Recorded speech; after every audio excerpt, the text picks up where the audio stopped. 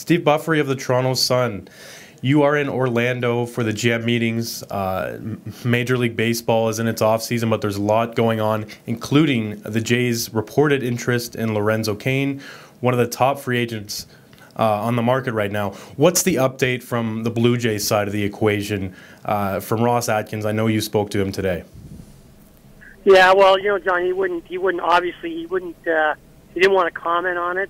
Mind you, he didn't deny it, and of course he didn't confirm it.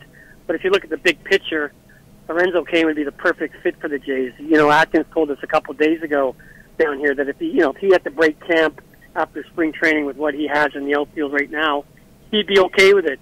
But I don't really believe that. I really think one of their priorities is to add a major league level star outfielder, and Cain seems to be the perfect fit. 31 years old, and a lot of upside, speed in the outfield, speed on the base path, good bat. So. And the fact that he didn't deny it, he sort of chuckled, said, "Where do you guys get this stuff?" I think that speaks volumes. If you've been around this business long enough to realize if it's not true, the first thing they're going to say is, "Oh, that's not true." So, yeah, I think it'd be a perfect fit for the Jays at this point.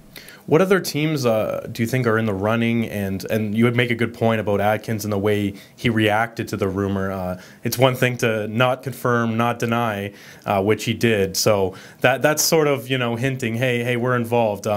Do you think that they're one of the front runners? And what other teams might be after a guy like Cain? Yeah, I think they'd be a front runner. Although the other team that's supposed to be seriously interested in Cain are the New York Mets. And of course, as everyone knows, New York, they have tons of money.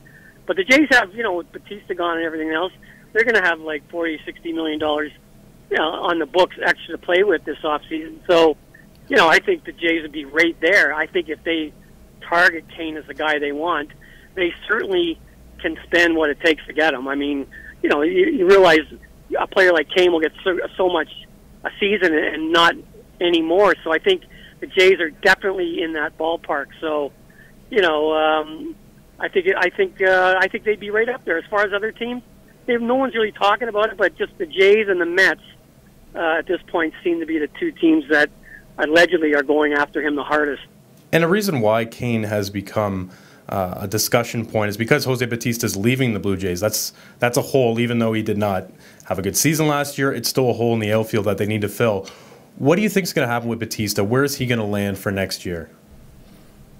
Well, John Morosi from MLB Network was reporting today that Tampa Rays are interested in him, which would make sense. I mean, he lives in Tampa.